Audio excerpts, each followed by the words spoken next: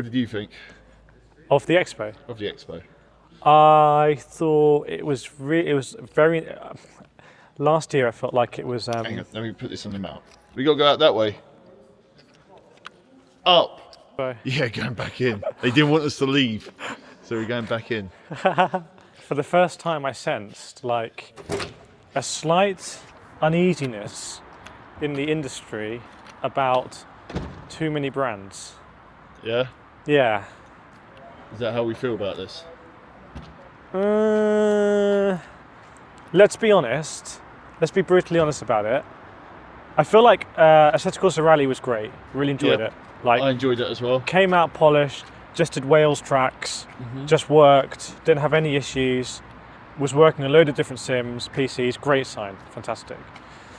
Project Motor Racing, I don't... Yeah, sorry, can I just say, the ASETEK Rally, did you ever try on it on the console? No. So I tried it on console. On console? Yeah, on the Fanatec Pro, on the controller. Oh, no. Horrendous on the controller. Okay. Horrendous. Okay. But actually on the sim rig, really enjoyed it. On the sim rig I thought it was great. I don't think anyone who tried Project Motor Racing is going to be like, this is I am like, has the same level of feeling on it. Yeah. It's a bit confusing. It could still be great. It could also not be great, and I don't think we really know. That way. So it wasn't like we were getting loads of new software. Le Mans Ultimate wasn't there. Yeah. Rennsport was kind of there. I raced it. But the hardware is like, it's hard to stand out. It's hard to stand out. Like, I think we both went on the SimuCube 3 system. Yep. Like, amazing. Really enjoyed a lot of that stuff. And I almost feel like SimuCube is kind of, the word breaking ranks is going to be a bit, it's not exactly what I mean. Yeah. But it's like they're saying we need to do something to kind of push the industry forward. It can't just be everyone's making direct drive wheelbases that look the same, GT3 wheels that look the same, and low tail pedals that look the same. I don't think there's enough. I think these products are too much controlled by their utility for there to be enough differences. Yeah, so I get what you mean. So obviously we looked at a lot of stands. We saw a lot of different things. What was actually really what was one of the most interesting, not most groundbreaking or anything like that? Husqvarna wheel. I mean, just to see something different and try something different. Yeah. You know, the active shifter I heard many great things about. I did manage to try their other one, but not the active one with the grinding. But I'm not someone who, to be honest, I really use H pattern shifters anyway, so I'm not the target audience for it, but it sounds great. What about seeing more belt tensioners was like, okay, I can see this becoming a standard. But what about Conspit with all their stuff in pieces? Actually, yeah, that was out there in the that open. was probably the most refreshing thing, was seeing kind of Conspit in pieces. But let's also be honest, Conspit are coming in with the most aggressive pricing. I'm not saying this is negative to them, and that's going to make other brands uneasy. Yes. Because other brands are simply, you know, Conspit is inherently a Far Eastern brand where they're closer to the manufacturing, the cost of everything is lower. Some of these American and European brands, where things are designed out in Europe, they're further away from the manufacturing, and it just seems to be more expensive. It's uneasy for them. Yes. And that's what I've sensed, is kind of like a sense of unease. You sense the mood's changing. Yeah, like before, I think when a new brand would turn up, you almost like the other brands would be like, oh, welcome along. Now I think there's more like suspicion, like, hang on, with direct-to-consumer websites, with you know, brands able to spend a lot of money on marketing, they're a real threat. Like, and it's on price. I think the competition is really on pricing. Yes. Maybe on pricing and on Newton meters. Like, I mean, we went on Simbase, which were 3 Newton meters, all the way up to obviously the 39 one, which was insane. Yeah. Do you think there's a need for that? Well, the SimLab booth was very, very, very busy. All weekend. Yeah, all weekend. That was noticeably busy. Same with SimuCube, and SimuCube always do a great job with their booth. It's always well lit. Yeah. It's always like they have really good people working there.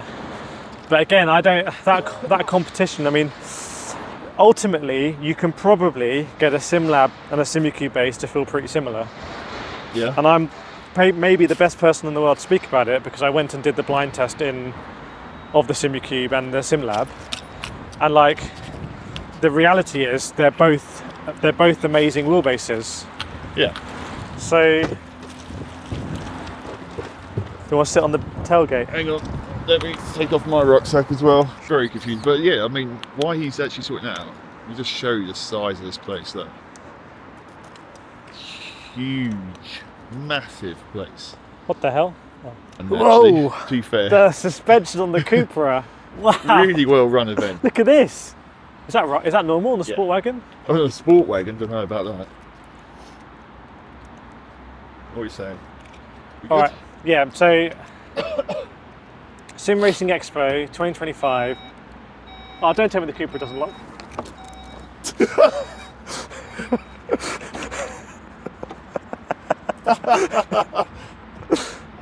It's there. I think it's a kick thing. A kick stand, Max. Is there not a way to sit on No, I think I kicked it and it Oh, shut okay. it. We'll find out in a minute. Okay, Sim Racing Expo 2025. We just finished it. We've smashed every day. We're the last people to leave. We've been going to bed at like 3 a.m, hitting all the parties and everything. So we've seen everything. We've spoken with everyone. Everyone's been amazing. But let's do real talk on the back of the Cupra. Best thing you saw, Sam. We'll do categories. You say what you think. I'll say what I I'm think. going to use that because that's not working. It is working. It's not. Yeah. There's no lights on that. Cut. Honestly. Okay. So if we cut out, I was saying the active pedals are my favourite thing of the Sim Racing Expo. What about yourself, Sam? You do a category. Company who came out the hardest. Well, Who had the biggest new or the most amount of new stuff, I reckon. Thermaltake out of pretty much out of nowhere. G6, G15, G20, full motion, 6 degree whatever motion. Yep. Flight sim as well. Flight sim just casually there. They had obviously their PCs with it. They had the cube control like wheel with the screen. They had some of the most interesting looking pedals I've seen. Were their sim rigs? Were they their own sim They're rigs? their own so sim that rigs. you can literally go there and buy every single thing from them. So when your category of like who hit it the hardest, and we did a video with the guy Adam there, and he just kept saying, "Yeah, we're hitting this hard." He's not interested in like coming in and doing like little bits. He's hitting it hard. So that's who I'd give it to. I don't know about you. I mean, going by that kind of explanation, it's hard to really see any other answer. There were a lot of brands bringing out stuff once again. Husqvarna with their new shifter as well and their modified handbrake. That was nice. Obviously the wheel. Yeah. All the obviously new SimiCube stuff. That was good. But like you said, that company's literally come out of no one. I can guarantee most people watching this have never heard of them. And that's why in sim racing. In sim racing, yeah, maybe computer stuff, but sim racing itself. So here's another thing, which is that they came full ecosystem out of the gate, and this is what I've been thinking about. If you're a boutique wheel manufacturer, unless you're very good and you have a great reputation, and in which case this doesn't apply to those brands. But if you're trying to break in, or you're kind of like a mid-range, I don't understand, because if someone's buying a SimuCube 3 base now, they're probably going to buy a wheel that's in that select partnership crew. Otherwise, if you're buying a Fanatec base, you're going to get a Fanatec wheel, etc. So if you're an average third-party wheel manufacturer that you're not like insane on price and you're not insane on quality, I don't think there's enough space for that mid-range. That's kind of what I was thinking. So as you're talking about wheel manufacturers, third-party wheel manufacturers, we saw quite a few of them. Yeah. Which ones were you most impressed with? Was it Asher? Was it Bavarian? I think the step up this year from Bavarian has been like insane. Like they obviously had good wheels before, but now with the Delta, with all the pass-throughs they're doing, with the software side, it's like, hang on, you guys are really pushing ahead. Yeah. Asher's great as well, but Asher is a very familiar thing. It's reliable. It's you know exactly what you're getting with an Asher wheel. They're not interested in doing pedals and wheelbases. So I don't mean this as a slight against Asher, but it's kind of Asher is still consistent. You know what you're expecting with them. You know it's going to be good quality out the box, but you're not expecting anything. Although, to be fair, they're wide. Yeah, so they bought the wide dash and they bought the SimuCube, and that's exactly what I would expect from Asher, that you're going to like, these products are going to work, they're going to not let their side down. Yeah. Bavarian is like in a big expansion, but also seems to be really strict on quality control. Like, you know, Collier and Klaus, they're not going to skimp on that. And what about VPG? VPG as well. VPG, I mean, you know, I really like the guys at VPG. I've been down to the factory. This is actually really annoying me. It was off square. Carry on. But when I was doing the walkthrough, Mitch Hoyer raised a really good point, which like there's no screen on it. I've never really thought about it because I'm not someone who's obsessed about a screen on the wheel. But from an esports perspective, they're like, this wheel is irrelevant to me because it doesn't have a screen and doesn't have a rev bar.